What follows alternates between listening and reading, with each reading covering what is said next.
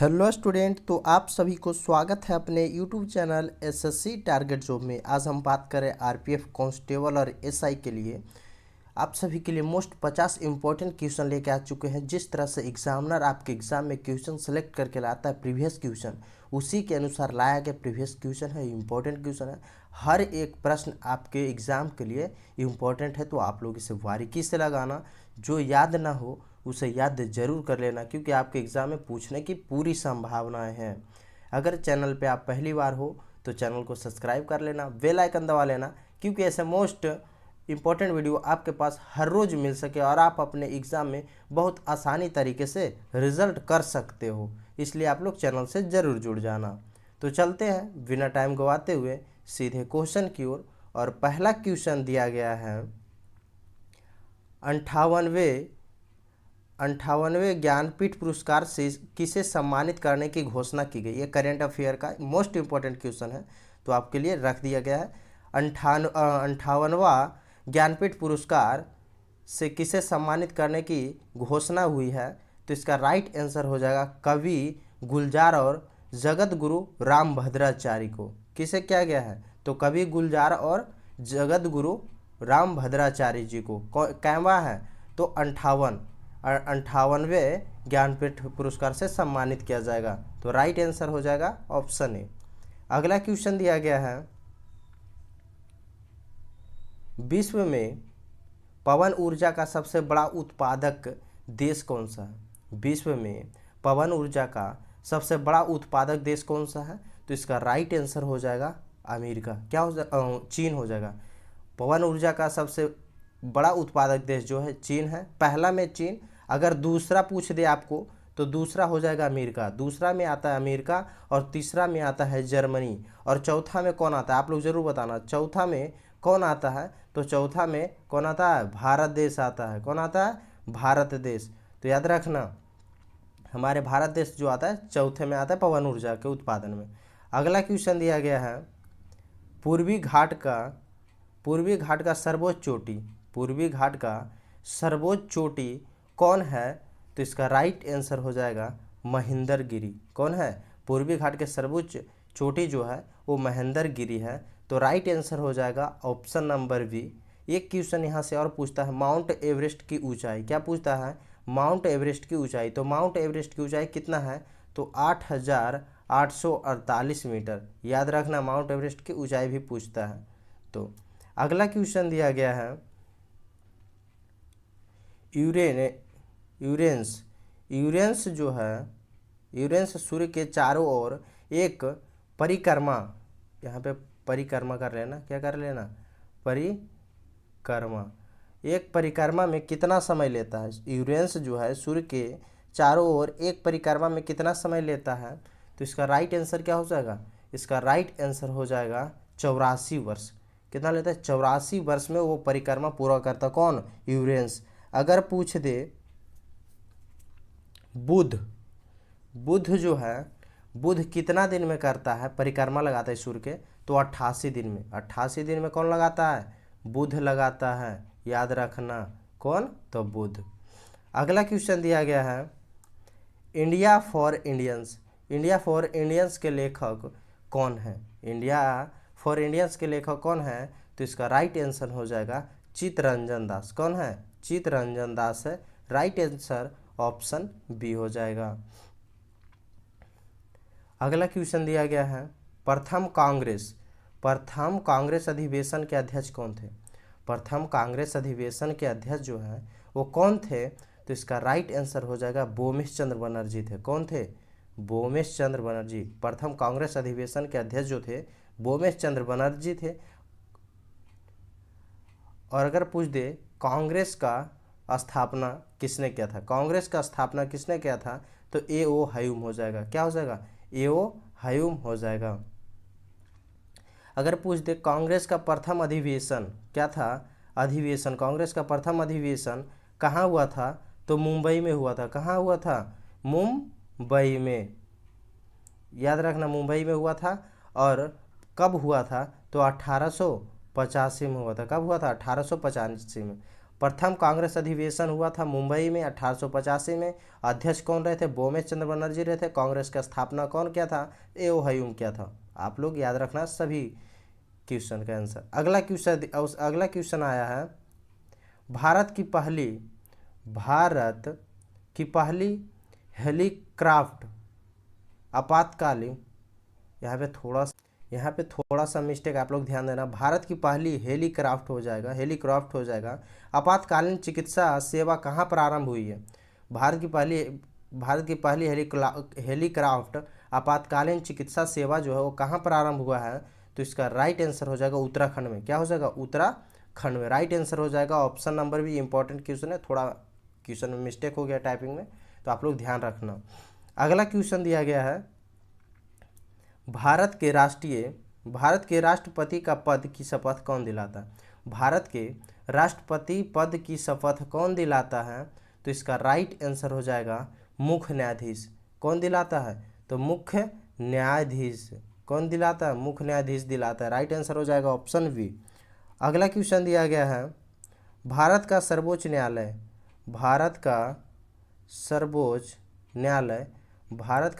न्यायालय कब स्थापित किया गया है? तो इसका राइट आंसर हो जाएगा 26 जनवरी 1950। 26 जनवरी 1950 को कहाँ? तो दिल्ली में। कहाँ स्थापित किया गया था? तो दिल्ली में स्थापित किया गया, तो याद रखना। अगला क्वेश्चन दिया गया है, 2011 की जनगणना के अनुसार किस राज्य का जनसंख्या घनत्व सबसे अधिक था? 2011 की जनगणना के अनुसार किस राज्य का जनसंख्या घनत्व सबसे अधिक था? तो इसका राइट आंसर हो जाएगा जनसंख्या घनत्व सबसे अधिक बिहार राज्य का था। कहाँ का था? बिहार राज्य का सबसे अधिक जनसंख्या घनत्व था। अगर पूछ दे सबसे कम जनसंख्या घनत्व किस राज्य का था, तो अरुणाचल प्रदेश का था। कहाँ का था? सबसे कम जनसंख्या घनत्व 2011 की जनगणना के अनुसार अरुणाचल प्रदेश में था, और सबसे अधिक जनसंख्या घनत्व बिहार में था। अगर पूछते सबसे कम जनसंख्या 2011 के अनुसार सबसे कम जनसंख्या किस राज्य में था, तो ये हो जाएगा सिक्किम में था। कहाँ था? सिक्किम में। अगला क्वेश्चन दिया गया है, भारतीय संविधान में किन अनुच्छेदों में राजभाषा संबंधित प्रावधानों का उल्लेख है? भारतीय संविधान में किन अनुच्छेदों में राजभाषा संबंधित प्रावधानों का उल्लेख है? तो इसका राइट आंसर हो जाएगा 343 से 351। 343 से 351 तक था। Right answer option number A हो जाएगा। अगला क्वेश्चन दिया गया है, राष्ट्रीय आपातकाल की अधिकतम अवधि की सीमा क्या है? राष्ट्रीय आपातकाल की अधिकतम अवधि की सीमा क्या है? 3 साल, 2 साल, कोई सीमा नहीं, या इनमें से कोई नहीं। तो राष्ट्रीय आपातकाल की अधिकतम सीमा जो है इसका कोई सीमा नहीं है। किसका? इसका कोई सीमा नहीं है, कब तक रह सकता है या नहीं रहता। तो राइट आंसर हो जाएगा ऑप्शन सी।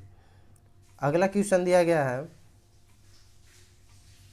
दल बदल विरोधी कानून से संबंधित संविधान का कौन सा संशोधन संबंधित है? दल बदल विरोधी कानून से संविधान का कौन सा संशोधन संबंधित है?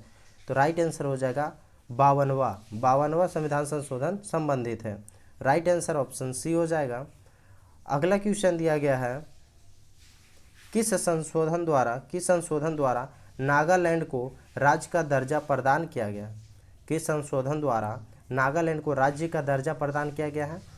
तो इसका राइट आंसर हो जाएगा 13वां संशोधन के द्वारा नागालैंड का राज्य का दर्जा मिला। अगर पूछ दे, एक क्वेश्चन फेमस होता है, नागालैंड का राजकीय भाषा नागालैंड का पूछ देता है, तो क्या हो जाएगा? तो इसका अंग्रेजी हो जाएगा। क्या हो जाएगा? अंग्रेजी, नागालैंड का। अगला क्वेश्चन दिया गया है,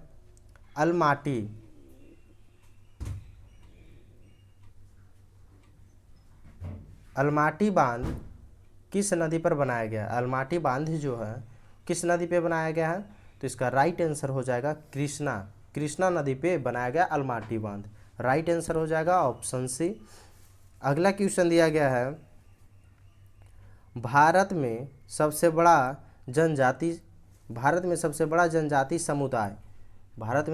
जनजाति समुदाय कौन सा है? तो इसका राइट आंसर होगा भील, जो कि मध्य प्रदेश में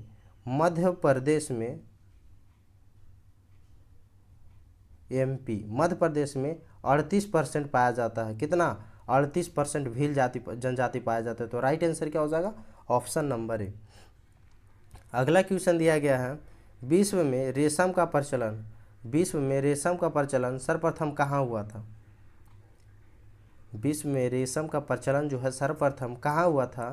तो इसका राइट आंसर हो जाएगा चीन में। कहाँ हुआ था? चीन में हुआ था। राइट आंसर हो जाएगा ऑप्शन नंबर सी। अगला क्वेश्चन दिया गया है,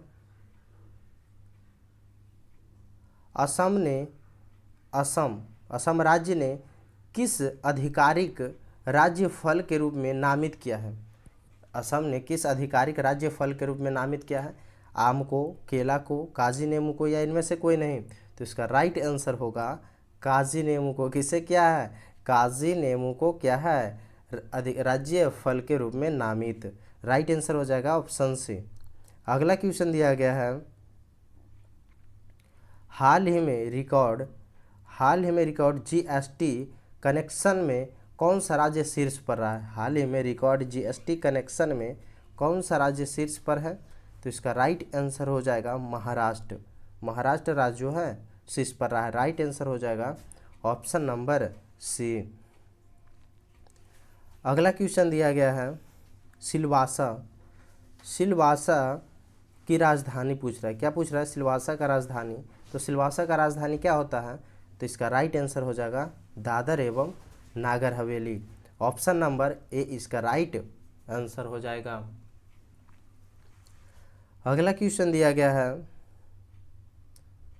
किसी भाषा को राज्य भाषा का दर्जा कौन दे सकता है? किसी भाषा को राज्य भाषा का दर्जा कौन दे सकता है? राष्ट्रपति, प्रधानमंत्री, मुख्यमंत्री, या इनमें से कोई नहीं? तो किसी भाषा को राज्य भाषा का दर्जा जो दे सकता है वो सिर्फ राष्ट्रपति दे सकते हैं। कौन दे सकते हैं? राष्ट्रपति। तो राइट आंसर हो जाएगा ऑप्शन नंबर ए। अगला क्वेश्चन दिया गया है, संविधान के किस अनुसूची में क्षेत्रीय भाषाओं का उल्लेख है? संविधान के किस अनुसूची में क्षेत्रीय भाषाओं का उल्लेख है? तो इसका राइट आंसर हो जाएगा 8वीं अनुसूची में। किस अनुसूची में? 8वीं अनुसूची में उल्लेख किया गया। राइट आंसर ऑप्शन सी हो जाएगा। अगला क्वेश्चन दिया गया है, फ्रंटियर गांधी के नाम से किसे जाना जाता है? फ्रंटियर गांधी के नाम से किसे जाना जाता है? तो इसका राइट आंसर होगा अब्दुल गफ्फार खान को जाना जाता है। तो right answer option number C हो जाएगा। क्या हो जाएगा? Option C. अगला क्वेश्चन दिया गया है, नीति आयोग है संवैधानिक निकाय है, असंवैधानिक निकाय, या फिर ये भी दोनों है? तो नीति आयोग जो है असंवैधानिक निकाय है। क्या है? असंवैधानिक निकाय। तो right answer option number B हो जाएगा। अगला क्वेश्चन दिया गया है, हड़प्पा सभ्यता, यहाँ पे सभ्यता कर लेना। हड़प्पा सभ्यता का प्राचीन शहर कालीबंगा किस राज्य में स्थित है? हड़प्पा सभ्यता का प्राचीन शहर जो कालीबंगा था वो किस राज्य में स्थित है? राजस्थान, सिंध, गुजरात, या इनमें से कोई नहीं? तो इसका राइट आंसर हो जाएगा राजस्थान में स्थित है। ऑप्शन नंबर ए इसका राइट आंसर हो जाएगा। अगला क्वेश्चन दिया गया है, उस्ताद जाकिर हुसैन किसके लिए विख्यात थे? सितार वादक, तबला वादक, हारमोनियम वादक, या इनमें से कोई नहीं? तो उस्ताद जाकिर हुसैन जो थे वो तबला वादक थे। क्या थे? तबला वादक। तो राइट आंसर क्या हो जाएगा? Option number B. अगला क्वेश्चन दिया गया है, भारत के यूपीआई भुगतान को स्वीकार करने वाला पहला यूरोपीय देश कौन सा है? भारत के यूपीआई भुगतान को स्वीकार करने वाला पहला यूरोपीय देश कौन सा है? चीन, फ्रांस, जापान, या इनमें से कोई नहीं? तो इसका राइट आंसर हो जाएगा फ्रांस। कौन है? तो फ्रांस है। राइट आंसर हो जाएगा ऑप्शन नंबर बी। अगला क्वेश्चन दिया गया है, संविधान के किस अनुच्छेद के अंतर्गत राष्ट्रपति द्वारा भारत के महान्यवादी की नियुक्ति की जाती है? संविधान के किस अनुच्छेद के अंतर्गत राष्ट्रपति द्वारा भारत के महान्यवादी की नियुक्ति की जाती है? तो इसका राइट आंसर हो जाएगा 76वां राइट आंसर हो जाएगा ऑप्शन नंबर बी, 76वां द्वारा नियुक्ति की जाती है। अगला क्वेश्चन दिया गया है, संसद के प्रत्येक सदन की कार्रवाई में संसद का सदस्य ना होते हुए भी कौन सा भाग ले सकता है? संसद के प्रत्येक सदन की कार्रवाई में संसद का सदस्य ना होते हुए भी कौन भाग ले सकता है? तो इसका राइट आंसर हो जाएगा भारत का महान्यवादी। कौन ले सकता है? तो भारत का महान्यवादी ले सकता है। Right answer option number A हो जाएगा।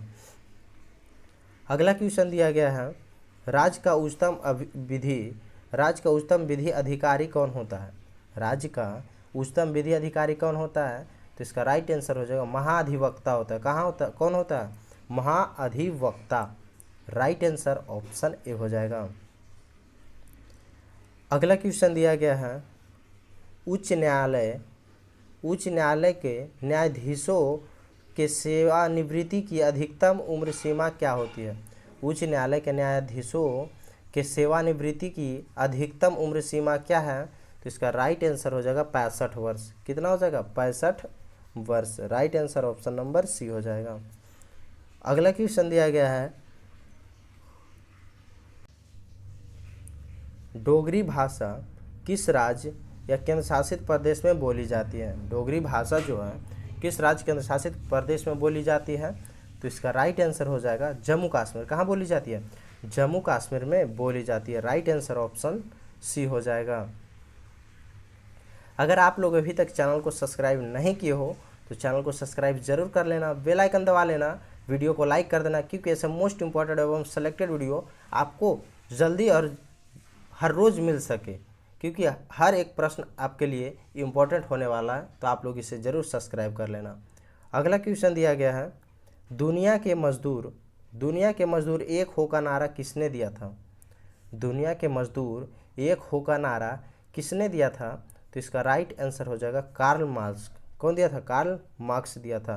तो राइट आंसर हो जाएगा ऑप्शन नंबर सी। अगला क्वेश्चन दिया गया है, अंतर्राष्ट्रीय न्यायालय का न्याय अध्यक्ष किसे नियुक्त किया गया? अंतर्राष्ट्रीय न्यायालय का नया अध्यक्ष किसे नियुक्त किया गया है?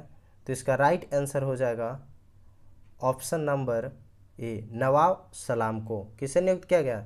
नवाब सलाम को नियुक्त किया गया। तो राइट आंसर हो जाएगा ऑप्शन नंबर ए। अगला क्वेश्चन दिया गया है, बीपीसीएल किस भारतीय हवाई अड्डे पर देश का पहला हरित हाइड्रोजन संयंत्र स्थापित करेगा?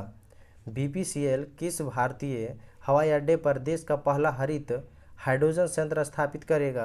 तो इसका राइट आंसर क्या हो जाएगा? इसका राइट आंसर हो जाएगा कोची। ऑप्शन नंबर सी। अगला क्वेश्चन दिया गया है, जीवाश्म ग्रह किसे कहा जाता है? जीवाश्म ग्रह जो है किसे कहा जाता है? पृथ्वी, चंद्रमा, मंगल या इनमें से कोई नहीं। तो इसका राइट आंसर हो जाएगा चंद्रमा को। जीवाश्म ग्रह जो कहा जाता है चंद्रमा को कहा जाता है। तो right answer option number B हो जाएगा। अगला क्वेश्चन दिया गया है, एशिया और यूरोप महाद्वीप का जंक्शन कहा जाता है। एशिया और यूरोप महाद्वीप का जंक्शन किसे कहा जाता है? तो इसका राइट आंसर हो जाएगा मिस्र को। मिस्र देश को कहा जाता है एशिया और यूरोप का जंक्शन। एशिया और यूरोप महाद्वीप का जंक्शन। Option A. अगला क्वेश्चन दिया गया है, 7 टापुओं का नगर किसे कहा जाता है? मुंबई, केरल, जयपुर या इनमें से कोई नहीं। तो 7 टापुओं का नगर जो कहा जाता है वो महाराष्ट्र को कहा जाता है। किसे कहा जाता है? महाराष्ट्र को। और महाराष्ट्र को एक चीज़ और जाना जाता है, सपनों का शहर। सपनों का शहर किसे कहा जाता है? तो मुंबई को ही कहा जाता है। याद रखना, राइट आंसर ऑप्शन ए हो जाएगा। अगला क्वेश्चन दिया गया है, टेम्स नदी के किनारे स्थित नगर कौन सा है? तो इसका राइट आंसर हो जाएगा लंदन जो है टेम्स नदी के किनारे स्थित है। तो राइट आंसर ऑप्शन ए हो जाएगा। अगर पूछ दे पेरिस जो है किस नदी के किनारे स्थित है? तो पेरिस जो होगा ये हो जाएगा सीन नदी। किस नदी के? सीन नदी के किनारे स्थित है। अगला क्वेश्चन दिया गया है, सारथी पहला शुभारंभ किसने किया? सारथी पहला शुभारंभ किसने किया है? तो इसका राइट आंसर हो जाएगा कृषि मंत्रालय। कौन क्या है? सारथी पहला, सारथी पहल हो जाएगा। क्या यहाँ पे पहल कर लेना, क्या कर लेना? पहल। सारथी पहल शुभारंभ किसने किया है? तो कृषि मंत्रालय किया है। कौन क्या है? कृषि मंत्रालय। राइट आंसर ऑप्शन सी हो जाएगा। अगला क्वेश्चन दिया गया है, कोलेरू झील किस राज्य में स्थित है? कोलेरू झील जो है वो किस राज्य में स्थित है? तो इसका राइट आंसर हो जाएगा आंध्र प्रदेश में। कहाँ स्थित है? आंध्र प्रदेश में स्थित है। राइट आंसर हो जाएगा ऑप्शन नंबर सी। कहाँ है? तो आंध्र प्रदेश में। अगला क्वेश्चन दिया गया है, भारत में सबसे अधिक सड़कों वाला राज्य, भारत में सबसे अधिक सड़कों वाला राज्य कौन सा होगा? तो इसका राइट आंसर हो जाएगा महाराष्ट्र। महाराष्ट्र में कहाँ है सबसे अधिक सड़कों वाला राज्य? तो महाराष्ट्र राज्य। राइट आंसर ऑप्शन बी हो जाएगा। अगला क्वेश्चन दिया गया है, जनसंख्या की दृष्टि से सबसे छोटा केंद्र शासित प्रदेश, जनसंख्या की दृष्टि से सबसे छोटा केंद्र शासित प्रदेश कौन सा होगा? तो इसका राइट आंसर हो जाएगा लक्षद्वीप। कौन है? लक्षद्वीप है। राइट आंसर ऑप्शन सी हो जाएगा। अगला क्वेश्चन दिया गया है, पटना, पटना जो है किस नदी के किनारे स्थित है? पटना जो है वो किस नदी के किनारे स्थित है? तो ये गंगा नदी के किनारे है। किस नदी? गंगा नदी के किनारे स्थित है। अगला क्वेश्चन दिया गया है, विश्व पशु स्वास्थ्य संगठन का नया महानिदेशक किसे निर्वाचित किया गया? विश्व पशु स्वास्थ्य संगठन का नया महानिदेशक किसे निर्वाचित किया गया है? तो इसका राइट आंसर हो जाएगा इमैनुअल सौवेरन को। किसे किया गया है? इमैनुअल सौवेरन को। राइट आंसर हो जाएगा ऑप्शन नंबर ए। अगला क्वेश्चन दिया गया है, किस दिन पृथ्वी सूर्य के सबसे निकट होती है? किस दिन पृथ्वी सूर्य के सबसे निकट होती है? तो इसका राइट आंसर क्या हो जाएगा? ऑप्शन नंबर ए 3 जनवरी को। किस दिन पृथ्वी सूर्य के सबसे निकट होती है? तो 3 जनवरी को होती है। राइट आंसर हो जाएगा ऑप्शन ए। अगला क्वेश्चन दिया गया है, रेशेदार, रेशेदार दिखाई देने वाले मेघ को क्या कहते हैं? रेशेदार दिखाई देने वाले मेघ को क्या कहते हैं? तो इसका राइट आंसर होगा सिरस बादल कहते हैं। क्या कहते हैं? सिरस बादल। राइट आंसर हो जाएगा ऑप्शन नंबर ए। अगला क्वेश्चन दिया गया है, अस्ट्रेनली जलप्रपात किस नदी पर स्थित है? अस्ट्रेनली जलप्रपात जो है वो किस नदी पर स्थित है? तो इसका राइट आंसर हो जाएगा कांगो। कांगो नदी पे स्थित है अस्ट्रेनली जलप्रपात। राइट आंसर ऑप्शन ए हो जाएगा।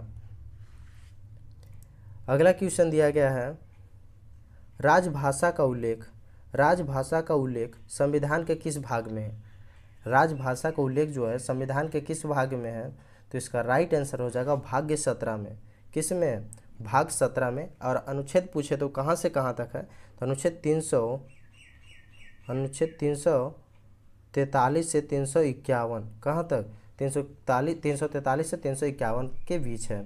तो राइट आंसर हो जाएगा इसका भाग 17 में है। और कहाँ से कहाँ है? तो 343 से 351 के बीच। अगला क्वेश्चन दिया गया है, वायुमंडल में ऑक्सीजन की मात्रा होती है, वायुमंडल में ऑक्सीजन की मात्रा कितनी है? तो इसका राइट आंसर आप लोग को बताना है। और ये जो 78% है नाइट्रोजन का पाया जाता है, मैं इसका बता देता हूँ। नाइट्रोजन का 78% वायुमंडल में पाया जाता है। और ऑक्सीजन का मात्रा कितना है वो आप लोग को कमेंट बॉक्स में ज़रूर बताना है कि कितना %, और मैं कमेंट बॉक्स में सही आंसर बता दूंगा। तो आज यहीं तक मोस्ट इंपॉर्टेंट एवं सेलेक्टेड क्वेश्चन रखते हैं। मिलेंगे नेक्स्ट वीडियो में नेक्स्ट इंपॉर्टेंट क्वेश्चन के साथ। तो अगर आप लोग अभी तक चैनल को सब्सक्राइब नहीं किए हो तो जल्दी से चैनल को सब्सक्राइब कर लेना, बेल आइकन दबा लेना, क्योंकि ऐसे मोस्ट इंपॉर्टेंट एवं सेलेक्टेड वीडियो आपको जल्दी मिलता रहेगा और आप अपने एग्जाम में बहुत अच्छे तरीके से रिजल्ट दे सकते हो। मिलेंगे नेक्स्ट वीडियो में, जब तक के लिए जय हिंद।